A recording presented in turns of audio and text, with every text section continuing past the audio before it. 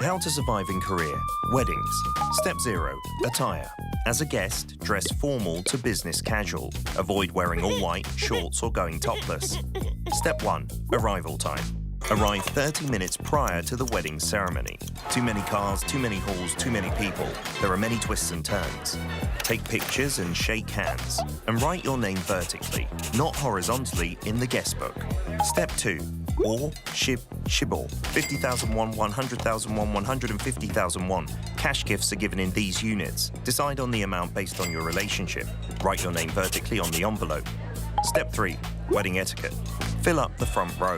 Guests have 3 duties to fulfill: clapping, cheering, and taking pictures. Step 4. Dining. Take off your jacket. This will be your seat from now on. Start with the not your everyday delicacies. Kalbijjim. Yes. Bosa. Yes. Chili shrimps. Definitely yes. Kimbap. Yeah. Only if you can't live without it. No need to pile up food. You have more than one opportunity. Did you survive the wedding? Wait. Did someone catch your eye? What are you waiting for? You're looking fine today.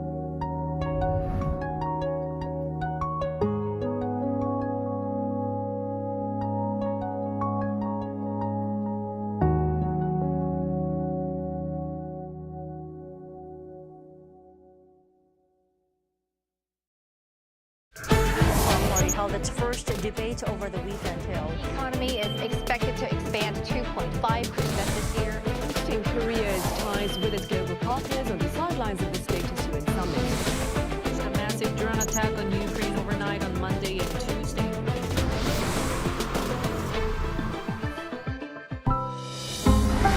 Arirang.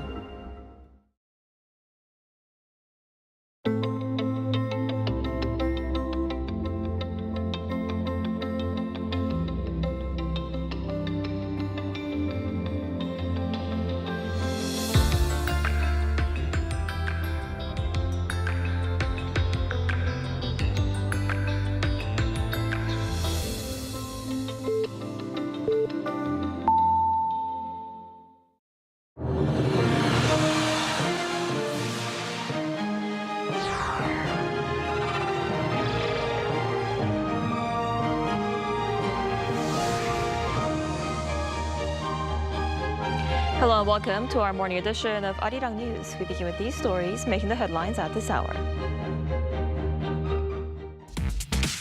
The Korean government and the ruling party have aligned behind President Lee's AI and chip mega project, announced last week. Officials met over the weekend to discuss follow-up measures aimed at boosting long-term growth through massive investments in semiconductors and AI data centers. U.S. President Donald Trump delivered his 4th of July speech commemorating the 250th anniversary of America's independence. Speaking in Washington, D.C., after severe weather delayed the event and forced crowds to temporarily evacuate, Trump attacked communism and touted America's golden age. Millions have gathered in Tehran for funeral ceremonies honoring Iran's late supreme leader Ali Khamenei. But his son, Mojtaba Khamenei, was conspicuously absent from the event, while 3 of Ali Khamenei's other sons attended the service. We begin this morning here in Korea, where President Lee's signature industrial strategy centered around AI is gaining momentum, with coordinated political backing as the government and ruling party gather to coordinate funding, legislation, and follow-up measures. Our Moon Hae-ryun starts us off. Korea's government and ruling Democratic Party agreed on Sunday to fast-track legislation and funding for President Lee Jae-myung's flagship 3 mega projects, underscoring a coordinated push to accelerate one of the administration's signature economic initiatives. The high-level consultation brought together Prime Minister Han Sung-suk, DP Acting Chairman Han Byung-do, and Presidential Chief of Staff Kang Eun-sik to discuss follow-up measures for the projects that aim to boost long-term growth through large-scale investment in semiconductors, AI data centers, and physical AI, with an emphasis on regional development. The ruling party pledged to prioritize related legislation in the National Assembly, saying it would support the project through a dedicated task force while working with the government to secure the bills and budget needed to keep implementation on schedule. A good plan is hard to turn into results if the investment timing is missed. The party and government must pour all their capacity into realizing the mega projects early.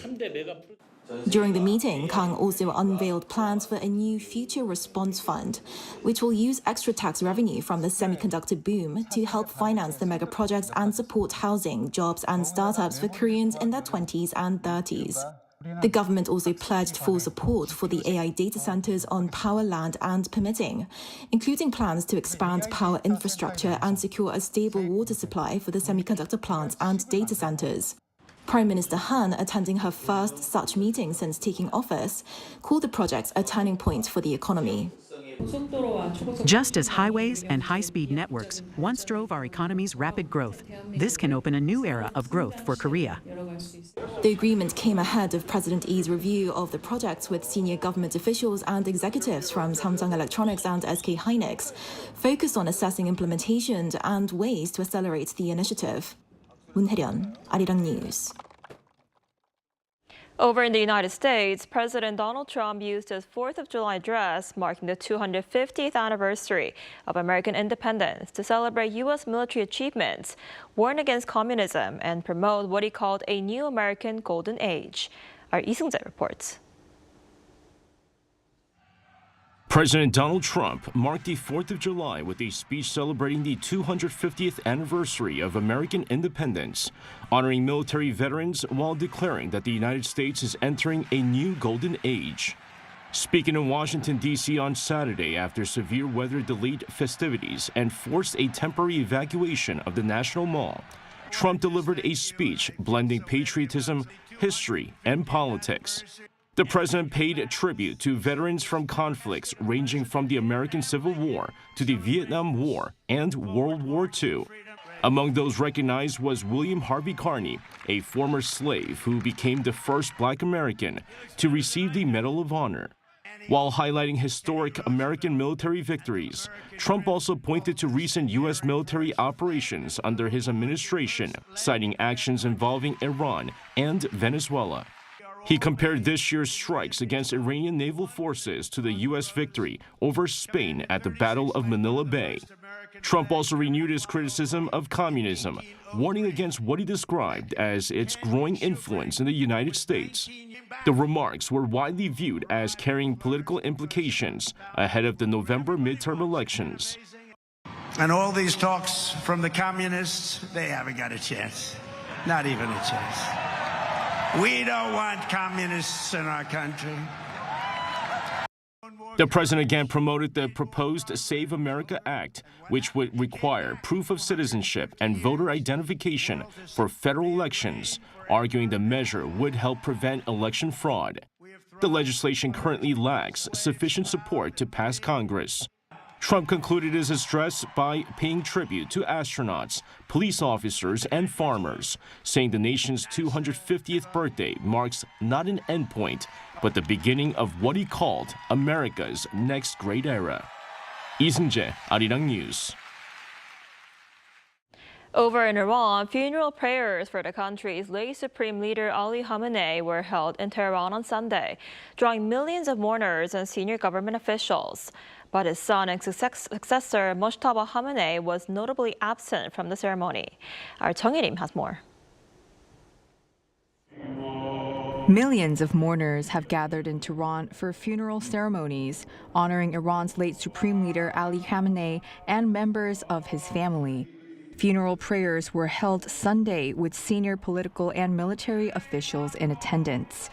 Three of Khamenei's sons, Masoud, Mustafa, and Maysam, also appeared publicly for the first time since the outbreak of the war.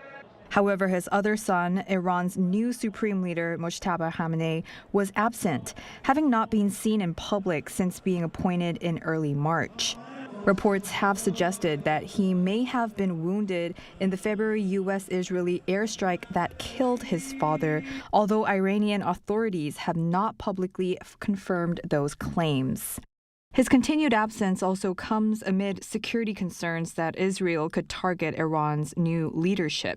Mourners dressed in black filled the religious complex, carrying portraits of Khamenei and Iranian flags. Crowds were heard chanting anti-U.S. and anti-Israel slogans, while some banners called for retaliation against U.S. President Donald Trump and Israeli Prime Minister Benjamin Netanyahu. Authorities had declared Sunday a public holiday and imposed heightened security measures around the capital. Iranian officials say between 12 million and 20 million people could attend the ceremonies nationwide, describing the event as the, quote, funeral of the century. Officials also warned of possible crowd crushes, and as temperatures rose during the funeral, mourners were sprayed with water to keep cool. A major procession is scheduled to move through Tehran on Monday before the ceremonies continue in Qom on Tuesday and other cities through Thursday. The late leader is expected to be buried on Thursday in Mashhad. Chung Il-im, Arirang News.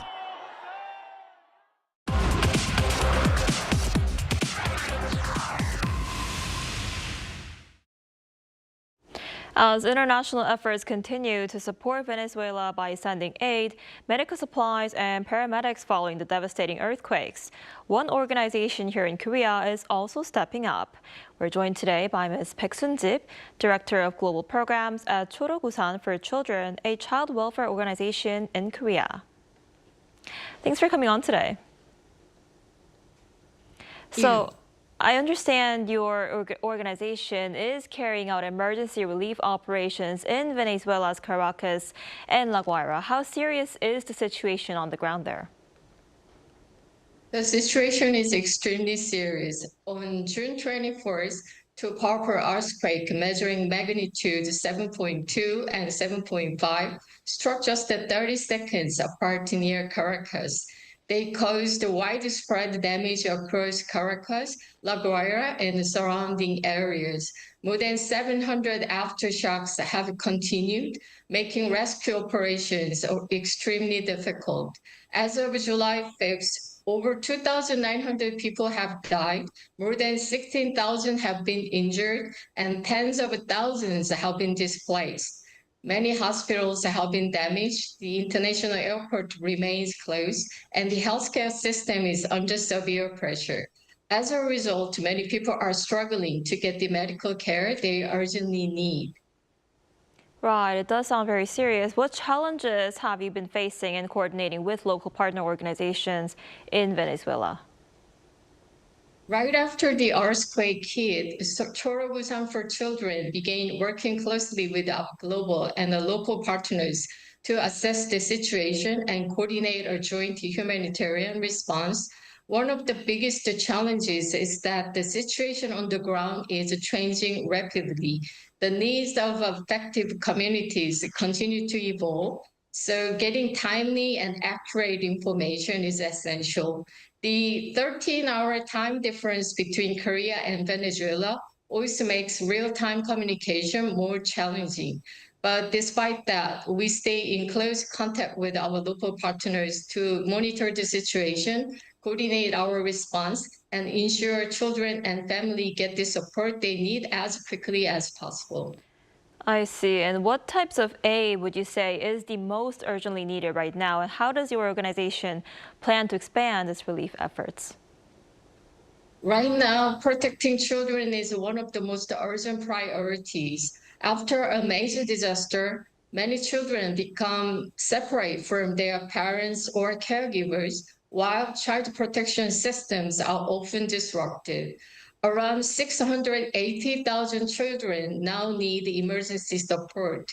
We are working closely with the local partners to identify children who are most at risk and connect them with the safe care and protection services. We'll continue using our child protection expertise to help separated children safely reunite with their families. We also plan to expand child-friendly spaces where children can feel safe, receive psychological support, and begin to recover from the trauma they have experienced. Right, and you mentioned that a lot of children there are at risk, and these earthquakes have displaced tens of thousands of children, and the United Nations now warns that children in Venezuela are at increased risk of exploitation and trafficking. What additional international efforts are needed to protect these children? Yes, that's absolutely true. Around 680,000 children are now in urgent need of protection. Overcrowded shelters and the lack of privacy have significantly increased the risk of abuse, trafficking, and gender-based violence, especially those children who have been separated from their families. While the Venezuelan government has initiated the primary protection efforts, the sheer scale of this crisis demands a much stronger global response.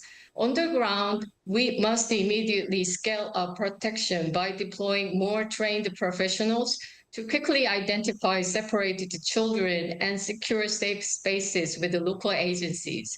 We also need a greater international cooperation, including financial support, to fortify child protection systems and keep vulnerable children safe from abuse, exploitation, and trafficking.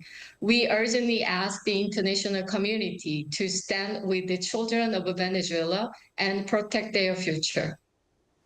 All right. Thank you so much for coming on today. We appreciate it.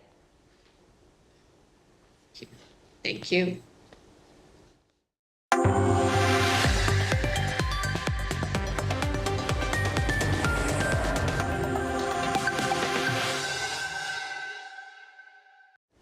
South Korea welcomed a record number of cruise visitors in May, with monthly foreign arrivals by cruise ships surpassing 200,000 for the first time ever. According to the Korea Tourism Organization on Monday, the number of people arriving on cruise ships reached 206,542 in May, up 13.4% from the previous month and 12.2% from a year earlier. The January to May total climbed to 709,000, putting South Korea on track to surpass the record annual figure of 1.6 million cruise visitors set in 2025. By port, Seogwipo Port recorded the most arrivals, followed by Busan Port and Incheon Port, while visitors from China made up over 45% of the total. Korean home appliance makers are stepping up their push into America's housing market.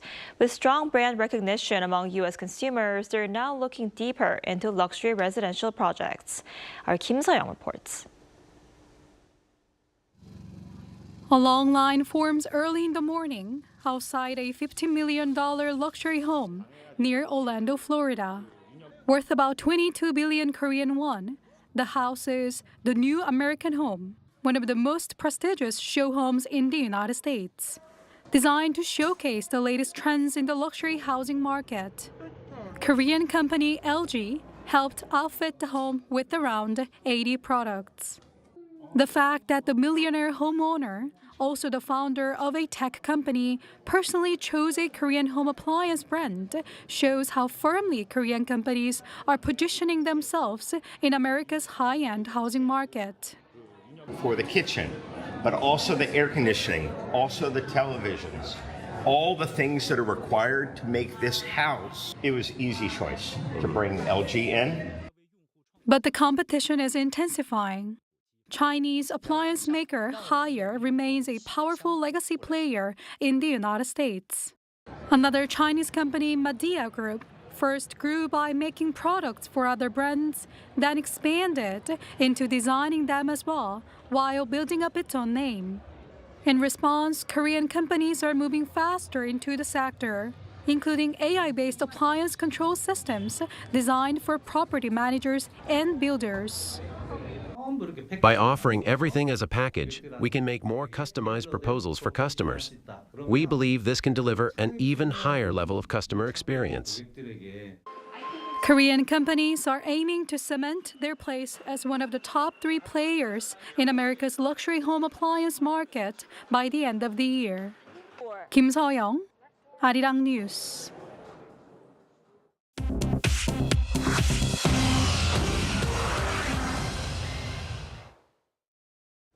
Good morning, I'm Choo Ji-hyun, and this is The World Now. OPEC Plus approved further production increases on Sunday, raising output targets by 188,000 barrels daily beginning in August. The group has now increased quotas for 4 consecutive months as part of a plan to unwind production cuts agreed in 2023. Iraq has signaled it wants higher quotas, and the United Arab Emirates left the group earlier this year to give it more flexibility over production.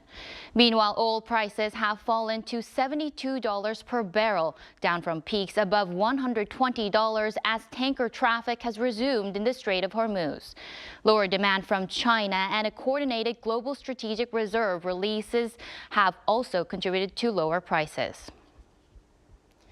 Venezuela reported on Sunday evening that the death toll from the twin earthquakes on June 24th has reached 3,342, with a further 16,700 injured.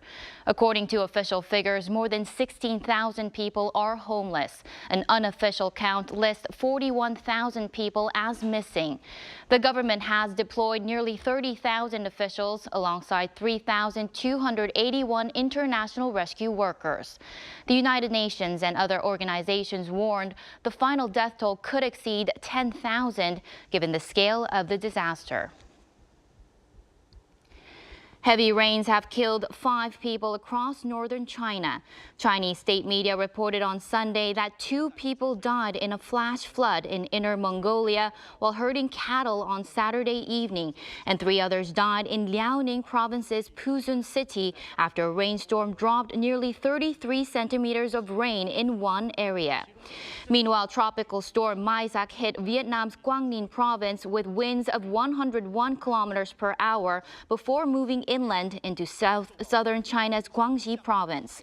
Flooding from the storm submerged cars and required rescue crews to use inflatable boats.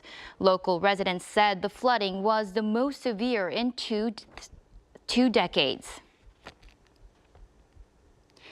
Wildfires are burning in 6 countries in southern Europe.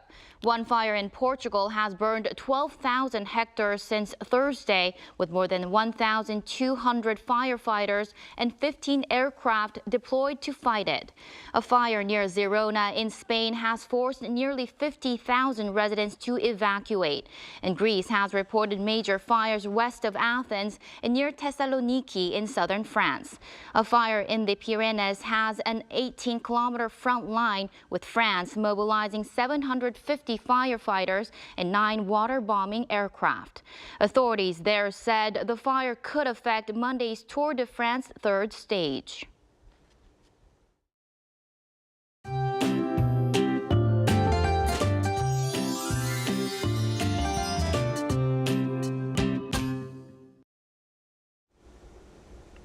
Keep your umbrella close today. Monsoon rain will be on and off throughout the day. Some of the rain could become heavy in a short amount of time. Heavy rain was lashing down in the Chungcheongdo and Jeollado provinces this morning. And Jeollado provinces could see 30 to 80 millimeters of showers, while other regions, including here in the capital, could see 5 to 60 millimeters along with thunderstorms. And when showers get stronger, rain could come down at 30 millimeters per hour, leading to localized downpours. Well, temperatures have been staying slightly below 30 degrees Celsius in the capital lately, but you know that muggy air feels draining without an air conditioner on.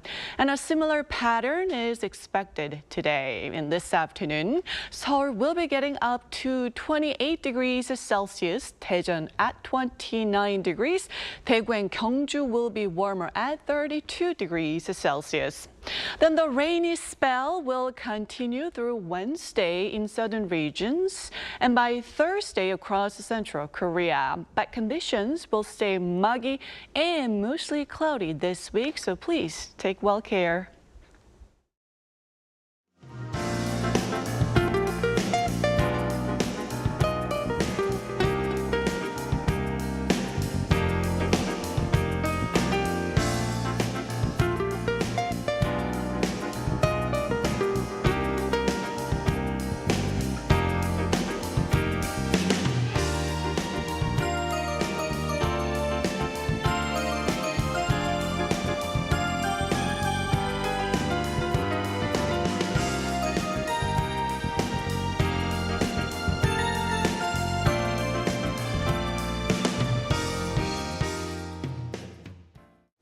That's all we have for this morning. Arirang News will be back at noon Korea time. Thanks for watching.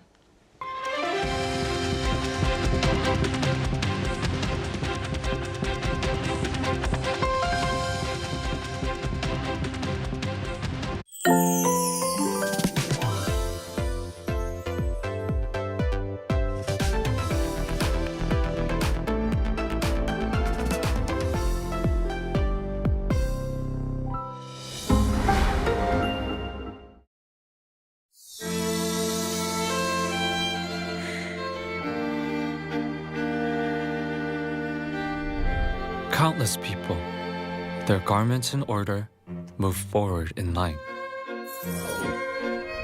At the very front, the official in charge of the royal funeral seems to bear a heavy burden. A ceremonial horn called the daegak, along with those carrying gongs and drums, add to the weight of the procession. Court attendants who serve the king and queen at close quarters, and the royal secretaries, the seungji, also walk on in quiet grief. The red palanquins seen throughout the procession carry precious items meant to honor the spirit of the deceased. Seals of the king's title and deeds, and palanquins bearing mourning's texts and instruments follow in solemn order. This book, which records all these scenes in detail, is the 의궤 for the funeral of King Sukjong, one of the 외교장각 의궤.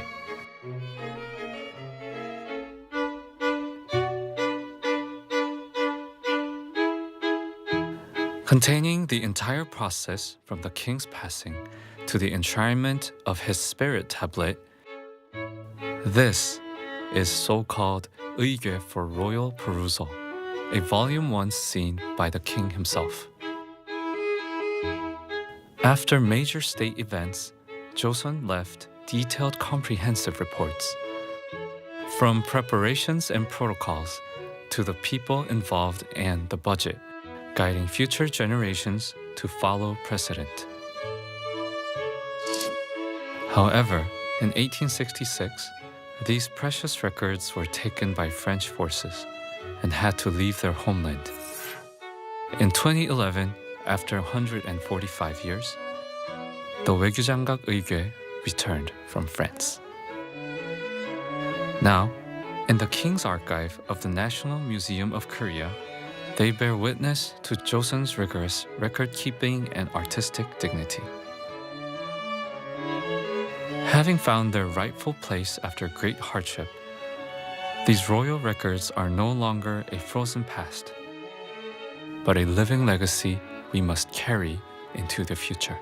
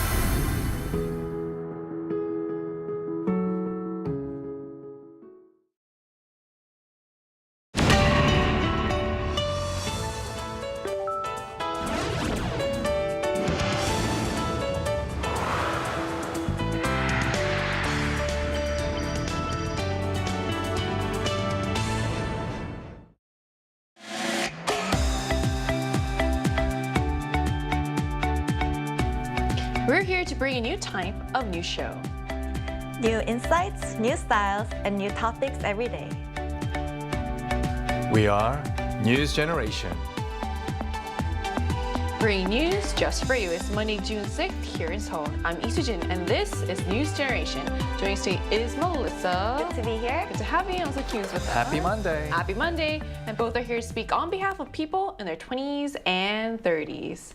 So we're at the start of a new work week, and today we're looking at how our idea of wealth may be changing. In the past, being rich was often measured by income, property, or the things people owned. But in a world where people's priorities are shifting, wealth may no longer be as simple as money in the bank. So, Kyun, what do you think defines a truly wealthy person today? Well, first of all, being rich and being wealthy have slightly different definitions. Really? So Okay. to start with, being rich, it means that you have a lot of money right now, high income, and you like to actually spend most of that money, which means that you have more short-term assets. Now, whereas being wealthy means you have more stable kind of financial status. For example, whether you own a property, inheritance or investments, things like that. So more about long-term assets. Now, for me, being wealthy means not looking at price tags when I go out to eat, when I go shopping as well, because, or even when I have to save up months before to go on a trip, especially overseas. So I still feel that fear that time of the month where all my savings, all my income automatically gets transferred to pay my fixed payments like rent, interest, to pay all my bills, insurance, etc. And the list goes on. So I think being wealthy would be, I guess, someone who doesn't really look at price tags and really don't worry about expenses. Which I always worry about every month. I'm listening to your explanation of what it means to be rich and wealthy. I guess I'm neither. I fall into neither category, unfortunately. So that's quite, I look at price tags, and I don't have a lot of money right now. So I guess you know what? Neither. It's okay because you're still young. Okay, thank you for that. So what about you, Melissa? Same goes for me. I agree with you.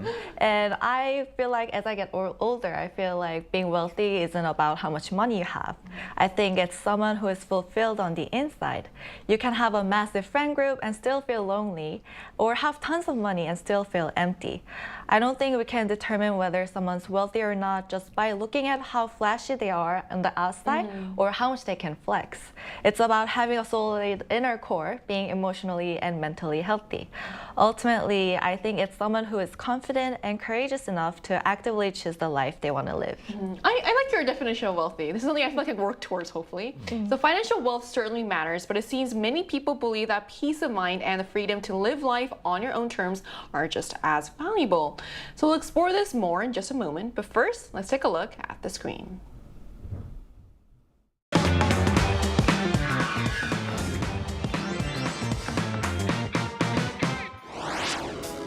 The richer society becomes, the harder it seems to feel rich. As the wealth gap widens, perceptions of wealth are shifting. Here in Korea, many people say that even assets worth nearly 1 billion won, around $700,000 are not enough to make someone truly wealthy. Today on News Generation, we explore how Koreans define wealth, what's driving the rise of young millionaires, and whether true wealth is measured by more than money alone. Just as we saw in the video, the idea of being rich is not as simple as it used to be. It depends on who you ask, where they live, and what kind of life they are trying to afford. So with housing prices still high and everyday living costs rising, the public standard for wealth has clearly shifted. So what does it take to be actually considered rich in Korea these days, Kyun? To give you like a good in-depth explanation, I'd like to refer to a recent survey by a media outlet asking Koreans how much in assets makes someone truly wealthy. So if you take a look at the screen, the largest share of respondents at 27% said you should have over 1 billion won, or about $650,000 in total assets, and that's including homes, to be considered rich. Now this was followed by $1.3 million or more at 19%. $3.2 million or more at 18%, $1.9 million at 17%, and $6.4 million or more at 13%. However, when looking at Seoul alone, the most common response was that a person needs at least $3.2 million in assets to be considered rich, with 28% actually choosing this answer. Now, this shows that the standard for being considered rich has risen, clearly due to the rise in real estate prices surging over the past decade or so. In fact, as of June, the average price of an apartment in Seoul was about $770,000, roughly 2 to 3 times higher than the national average. So, like, if you own a home in Seoul or even a small store within a retail building, you are definitely considered a rich person. In Korea. That's actually not surprising because of how expensive real estate is in Seoul. So that benchmark is especially striking in Seoul. So as housing prices continue to climb, it seems many people have raised the bar for what they see as true wealth. But the way people feel about wealth and what the stats actually show are not always the same. So then, statistically speaking, Melissa, what does it take to be counted as part of Korea's wealthiest? If we look at the data from last March, to be in the top 1%, you needed about 3.48 billion won, or $2.6 million. The top 0.5% bumps up to 4.74 billion won, which is around $3.5 million. And to hit the top 0.1%, you would need 9.71 billion won, which is over $7.2 million US dollars. The bar is rising like crazy, right? Sure. The top 1% threshold jumped by 180 million won in just 1 year, and the top 0.1% saw a massive 12% increase, jumping from 6.4 million to $7.2 million. Also, the average age for the top 1% household head was around 63, which is pretty high. Right, so those figures really put things into perspective. They also show just how difficult it is becoming to join Korea's wealthiest household, especially as asset values continue to rise. But of course, wealth is not only about numbers. And that's why after the break, we'll take a look at this issue from a deeper psychological perspective from our expert guests. So don't go anywhere.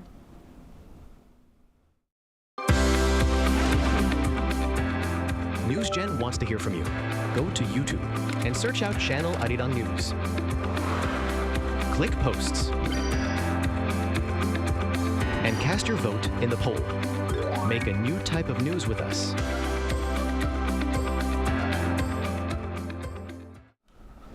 To help us better understand the economics behind wealth, we're joined today by Shin Myung-gyu, an associate professor of economics at Yonsei University. Professor, thank you so much for being with us today. Yeah, thank you for having me. So, Professor, what is the financial benchmark for being considered wealthy right here in Korea? Yeah, basically, we can use either income or net worth to answer your question. Income basically tells about how much money a person earns each year, but wealth is usually measured by net worth, meaning total assets minus debt. And in Korea, wealthy households hold a large share of their wealth in real estate, which is an important feature of the Korean economy. Last year, the share was about 70%, which is really high compared to other advanced economies. And if we look at the recent estimates, on average, Korean households has net assets of around 470 million won in last year. But to enter the top 1% by that assets, according to a recent report, our household needs roughly 3.5 billion won, or around 2.5 million US dollars. Also, the threshold for the top 0.5% was about 4.7 billion won, while for the top 0.1%, it was 9.71 billion won. So the gap between the average household and the very wealthy is quite large. And there is also another commonly used benchmark in the financial industry. In Korea, a wealthy individual is often defined as someone at least 1 billion won in financial assets, excluding real estate. And this is kind of the stricter measure of liquid wealth, and I think it should be adjusted for the inflation rate that we experience every years. But anyway, so these are the kind of the measures that we usually use. The cut line is very high, but we also want to ask, how do wealthy people in Korea typically build and grow their wealth? Yeah, in Korea, wealth accumulation has traditionally followed a fairly clear pattern. People first build wealth through labor income or business income, and then they grow it by acquiring assets, including real assets. And for older generations in particular, real estate has played a central role. A rapid urbanization, strong demand for housing in Seoul and Seoul metropolitan area, and long periods of raising apartment prices made property ownership one of the most important channels of wealth accumulation. And I think the unique system of Korea, which is jeonse system, allowed people to purchase house with relatively low leverage. And this is somewhat different from the United States, where wealthy households tend to hold a large share of their wealth in financial assets such as stocks or mutual funds. But it seems that this pattern is slowly changing. Wealthy Koreans still hold a large amount of real estate, but they are also increasing their exposure to financial assets. And that's what we have seen last year, where stock price has increased a lot. And another important point is the cash flow. Wealthy households often have multiple sources of income: wages, business profits, rental income, dividend, interest rate income, and capital gains. And that makes their financial position more resilient. Professor Shin, this is my last question for you. How does Korea compare with other countries when it comes to wealth mobility? Compared with many advanced economies, Korea has historically been regarded as a country with relatively strong upward mobility. During the period of rapid industrialization from the 1960s through 1990s, strong economic growth, expanding education opportunities, and stable employment enabled many middle-class families to improve their economic position within a single generation. And in fact, studies by KDI or the OECD suggest that Korea experienced relatively high intergenerational mobility during this period by international standards. But building wealth has become more challenging in recent years. One important reason is that the asset prices, especially housing prices, have increased much faster than ordinary labor income. As a result, accumulating substantial wealth increasingly depends on ownership, appreciating assets, rather than relying on wages alone. And also, let me finally comment on the interesting feature of South Korea. Income inequality and wealth inequality have been moving in the opposite directions. Disposable income inequality has gradually improved in Korea, partly because of the government policies using taxes and government transfers. But wealth inequality has widened as housing and other assets have appreciated a lot. And that is one reason why building wealth has become more challenging these days. I mean, as a young person living in Korea, I can relate to a lot of what you said, but I guess I will be working harder to make sure I expand my also a portfolio and also my assets as well. So thank you for sharing your insights with us today, Professor. Thank you. Thank you. We just heard why wealth rankings attract so much attention, how Korea's perception of wealth differs from other societies, and how younger generations are looking at money and success in a new way. So interestingly, those shifting attitudes are now being reflected in the makeup of Korea's wealthy population. So then what's driving the rise of wealthy millennials and Gen Zs in Korea? I feel like I see a lot of young, rich people like on social media, for example. We are definitely seeing them because of social media as well, and of course in the news. According to one bank, the number of its customers in their 40s or younger with financial assets of at least $650,000 has grown by an average of 6% per year over the past 5 years. Now, this growth rate is more than twice as high as that of those customers of 50 years or older. Now, there are also said to be more cases of people born in the 1990s who are actually buying ultra expensive houses in pure cash. Wow. And this could be backed by the growing number of workers in Samsung Electronics and SK Hynix actually moving their houses or even buying new houses within the locations, within shuttle bus routes of these respective semiconductor cluster factories, especially after receiving a massive bonus payment thanks to the recent chip boom. Now, furthermore, compared with 2019, the number of people under 40 subject to Korea's comprehensive real estate holding tax more than doubled in 2022, rising from 160,000 to 370,000. So in other words, more wealthy people are emerging among the younger MZ generation than compared to other age groups. But at the same time, we also need to take into account that many of these young people who have purchased these homes, whether it's just through having 100% ownership or through a jeonse system where you pay a little less than the actual price to own a home, they've done it through taking a mortgage loan from a bank. Now, to repay the full mortgage loan payment, it's going to take years until they actually receive full ownership. So we even have this term called house poor. You know, you do own a house, but in reality, you're not considered rich because you don't have liquid cash to spend.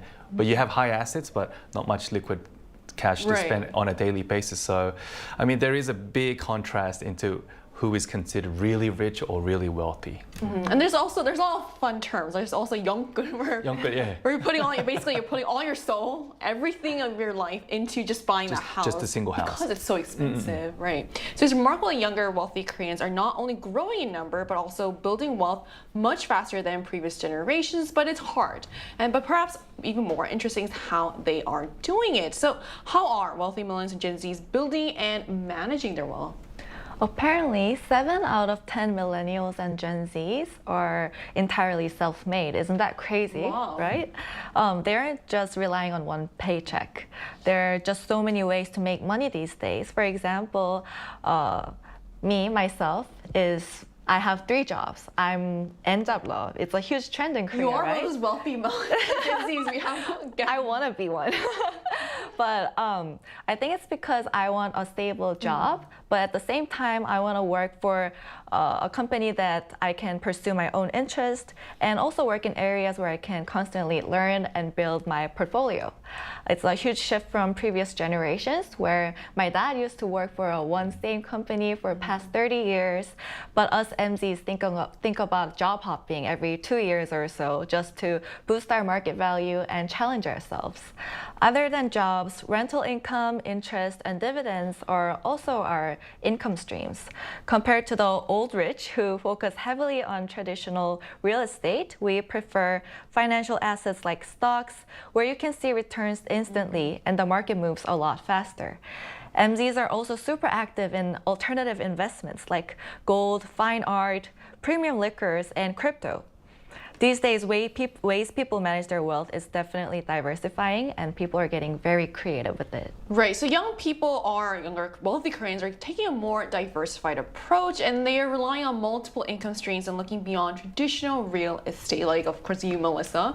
But of course, wealth is not only about what appears in someone's investment portfolio. So beyond the money itself, what traits do many wealthy people tend to share?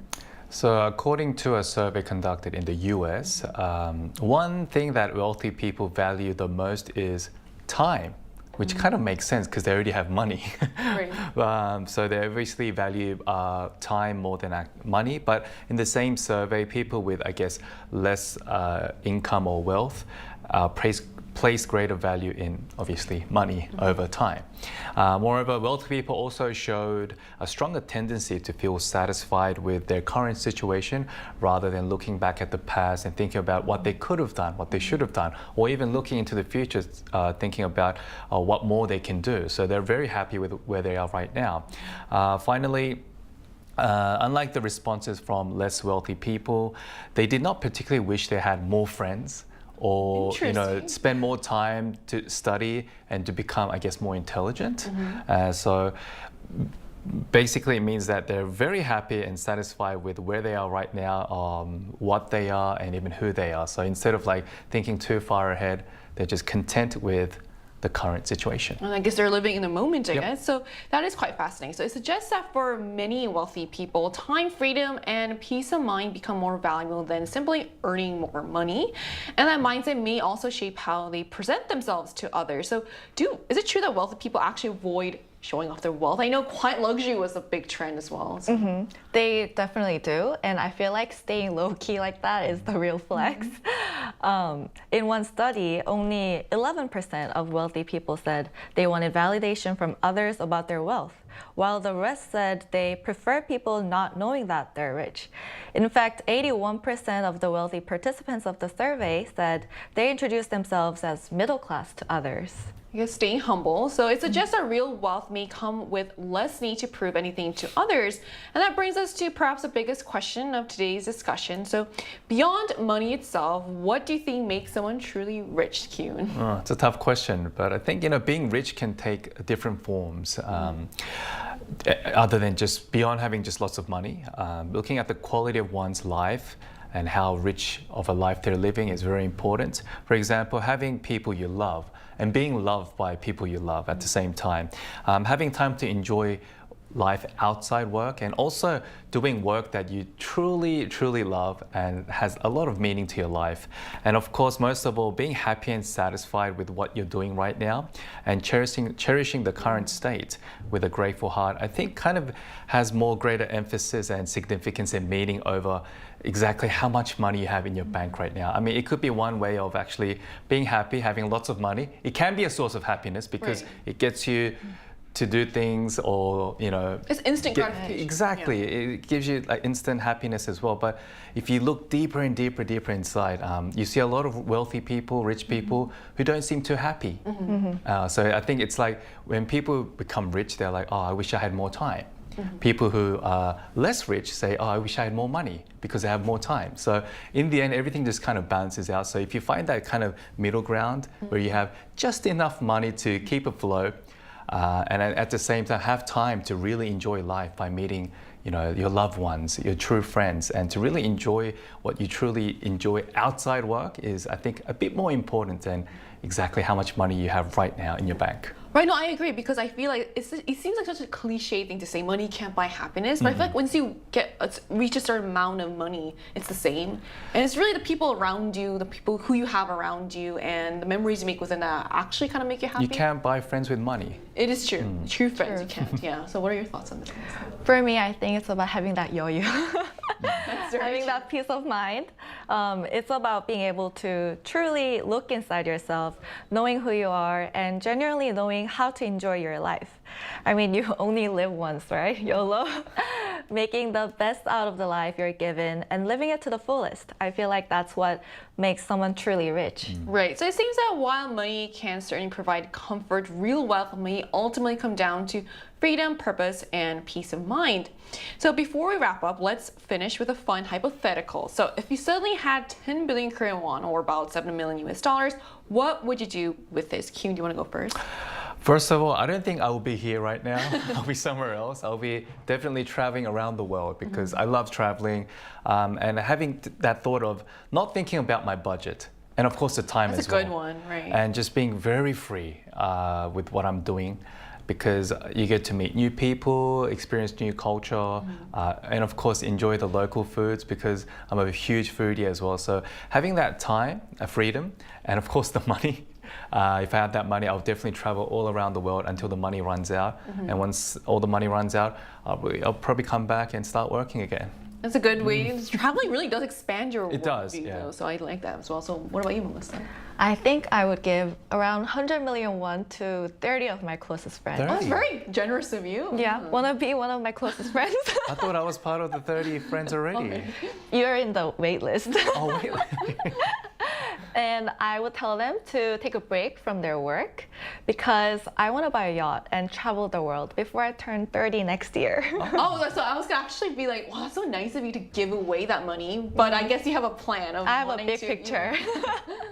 And then if I have any money left over after traveling, I would buy SK Hynix because they're the hype right now in Korea. Right. That's a good way to go about it right now. So I think this is really interesting. So wealth may begin with numbers, but it doesn't just end there. So financial security can provide comfort, but purpose, freedom, and meaningful relationships are often what make people truly feel rich. And that's a kind of riches no stat can fully measure. So that brings us to the end of today's episode of News Generation. But News Gen will be back tomorrow at 10:30 a.m. Korea time with more stories and discussions. Big thanks to Melissa. Thank you for having me. And also Q. It's always a pleasure. And to our viewers, thank you so much for watching. And while your self-worth is of course what matters most, here's hoping that your net worth also gets a nice boost as well. We are News Generation.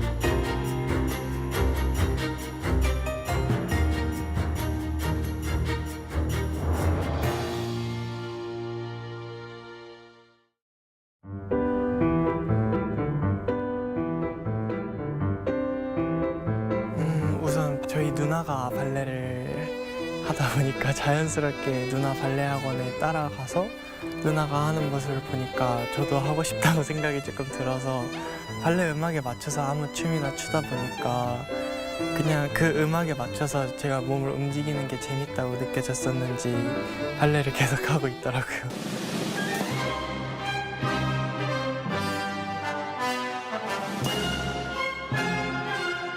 나이가 좀 어릴 때 제가 가진 장점이 무엇인지도 모르고 아예 제가 가진 단점도 모를 때 발레를 시작했다 보니까 제일 큰 문제가 이제 평발이었던 것 같아요. 평발이다 보니까 발레를 할 때 쥐가 조금 많이 나는 편이라 그거를 견뎌가면서 춤을 계속 춰야 했던 거 그게 가장 극복하기 힘들었던 것 같고요. 제가 다리가 다른 친구들보다 조금 두껍다고 해서 제 다리를 조금 싫어했었는데 근데 이제 로잔에 갔다 오고 나서 오히려 제 다리에서 나오는 파워풀한 힘이 좋았다고 해주시는 분들도 있다는 걸 느껴가지고 그 두 개가 가장 극복하기도 힘들었고 기억에 남는 것 같아요.